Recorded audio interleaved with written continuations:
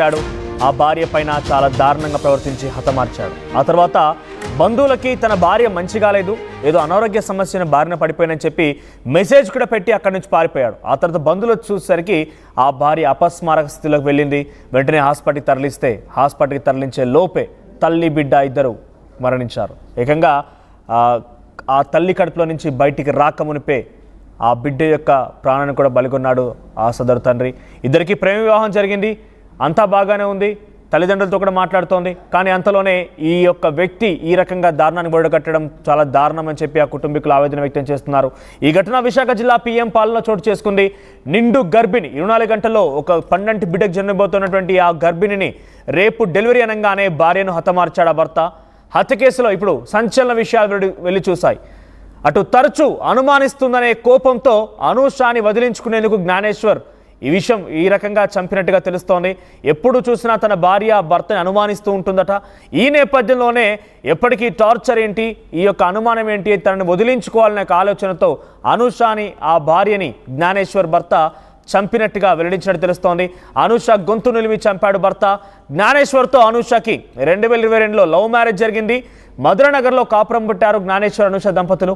అనూషతో ప్రేమ పెళ్లి విషయాన్ని తల్లిదండ్రులకు జ్ఞానేశ్వర్ చెప్పలేదు. అయితే విశాఖలో ఉద్యోగం చేస్తున్నానంటూ తల్లిదండ్రులకు అటు జ్ఞానేశ్వర్ నమ్మించినట్టు తెలుస్తోంది. అనూష తండ్రి గతంలోనే మృతి చెందారు, తల్లి అందురాలుగా ఉంది.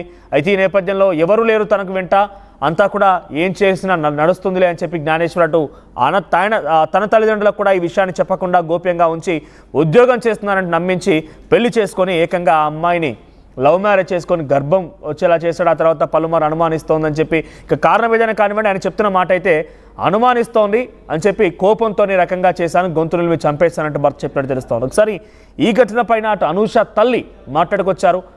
ఎటువంటి అనుమానం ఉంది, వారు ఏ రకంగా తన కూతురుతో మాట్లాడారు, చివరి నిమిషాల కూతురు ఏం చెప్పింది, ఒకసారి తన మాటలో విందాం.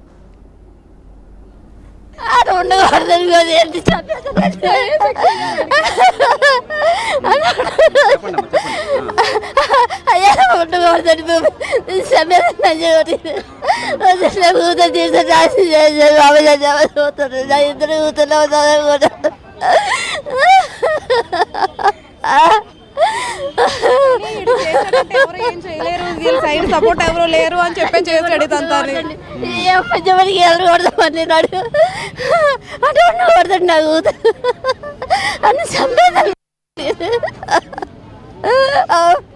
నా కూతురు మాటలు పెట్టుకున్నాడు. నేను అన్నది కూడా అయిపోయినా ఎదురు కూతుర్లో ఉన్నాను. నా కూతురు ఎత్తిపోయాడు బాబాయ్.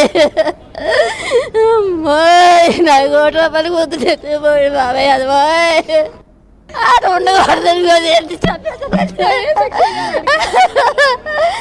చూడండి, ఆ కన్న తల్లి అందురాలు, తనకిద్దరు పిల్లలున్నారు.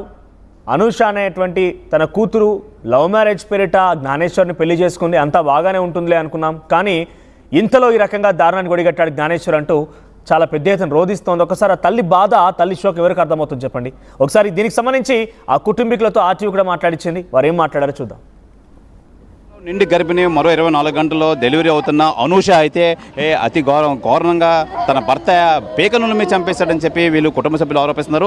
అనూష సోదరమంతా పాటు ఉంది. అమ్మ అసలు ఏం జరిగింది చెప్పండి, అసలు ఎప్పుడు పెళ్ళి అయిందమ్మా?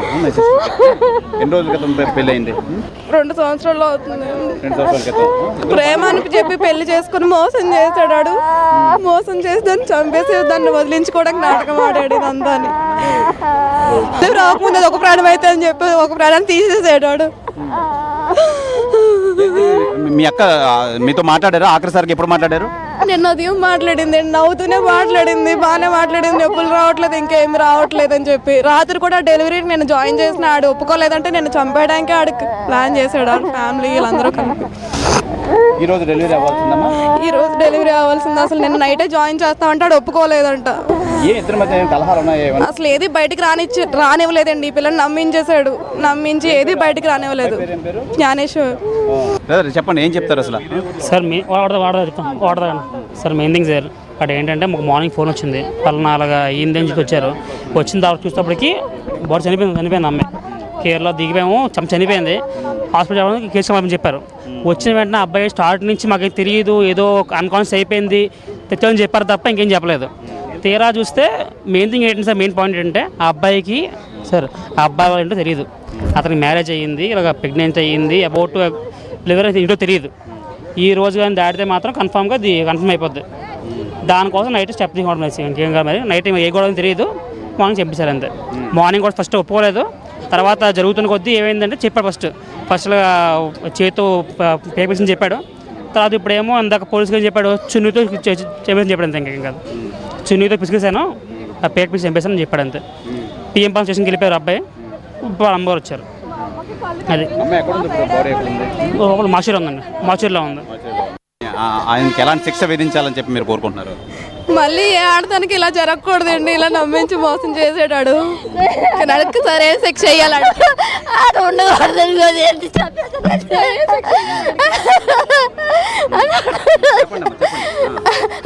అయ్యా, ఉండకూడదని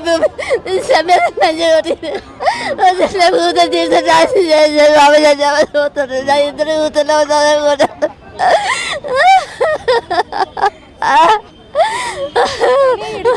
ఎవరు ఏం చేయలేరు, సైడ్ సపోర్ట్ ఎవరు లేరు అని చెప్పి చేసాడు ఇదంతా. ఎవరికి వెళ్ళకూడదు నాడు అంటే ఉండకూడదండి నా కూతురు అన్ని చంపేది.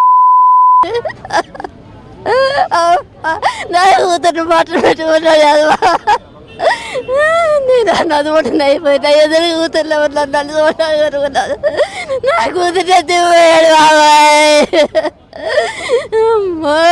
నా కోట్ల పని కూతురు ఎత్తిపోయాడు బాబాయ్ అదవాయ్. ప్రధానంగా చూసుకోవచ్చు మనం, ఈ అనూష అయితే ఎవరైతే ఉన్నారో అనూష అయితే నిజంగా ప్రేమించి మోసం చేశాడని చెప్తున్నారు. అయితే అమ్మా, ఎలా తెలుసు మీకు అనూష? ఎప్పటి నుంచి పరిచయం మీకు? మా పాపల ఫ్రెండ్స్ బాగుండేదా? బాగానే ఉండేవారు మాతో. అయితే అమ్మాయి మంచిదే, కానీ మొన్న వెళ్ళాం మేము హాస్పిటల్కి. మా పాప తీసుకుని వెళ్తే వాళ్ళ ఇంటికి వెళ్ళాం. ఎప్పుడమ్మా హాస్పిటల్కి వెళ్తావంటే ఈ 2 రోజులు వెళ్తానంటే అని చెప్పింది. తెల్లవారు వచ్చేమో మా పాపకు ఫోన్ చేశారు, ఈరోజు డెలివరీ. ఎదవలు అంతే మరి, ఇంకా అలాంటి పిల్లల జీవితాలు పాడు చేయడానికి ఎదవలు అంతే.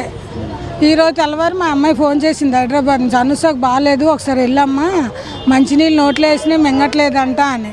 మేము వెళ్ళేసరికి 3 హాస్పిటల్ తిరుగుకొని వస్తే ఆరిలో హాస్పిటల్ ఉంది, అక్కడికి వెళ్తాడు చనిపోయి ఉంది. వాళ్ళు అన్నారు ముందే చనిపోయిందమ్మా, ఇప్పుడు కాదు ఎప్పుడో చనిపోయింది అని అన్నారు. ఇప్పుడు భర్త నేనే చంపేశాను, పేకనూరు నుంచి చంపేశాను అని అన్నారు కదా, ఏంటి ఆడికి ఎలాంటి శిక్ష విధించాలని మీరు కోరుకుంటున్నారు? అది అలాంటి అదే దాంతో అన్నట్టుగా ఆడికి దానిపరిచేయండి, అప్పుడే ఇంకొక పిల్లకి జీవితం పాడు చేయరు అంతే. మరి దాంతో దానికి దానిపరిచేయండి ఆడికి కూడా. ప్రధానంగా మనం చూసుకోవచ్చు, ఈ అనుష ఆయన్ని ప్రేమించి వివాహం ఆడి నిజంగా నిండు చోళాలు 12 నెలలు నిండిన చోళాలను నిజంగా గొంతు నిలువ చంపడానికి ఎలాంటి చేతులు వచ్చాయి అని చెప్పి అనుకున్నారు. మీరేమవుతారండి? అనుషకి ఏమవుతారు మీరు? ఏంటి, ఎలా ఉండేది సార్ మీతో? బాగుండేదా? నిత్యం మాట్లాడేదండి, ఎవ్రీడే మాట్లాడుతూ ఉండేది. అసలు ఏ ప్రాబ్లం లేదనే చెప్పేది, అది బాగానే చూసుకుని కూడా అని చెప్పేది. కానీ ఎంత దారుణం చేస్తాడని చెప్పేసి మామూలుగానే ఉండేవాడు అండి. అసలు ఎప్పుడు అనుమానించడానికి కూడా ఇది అవ్వలేదు. కానీ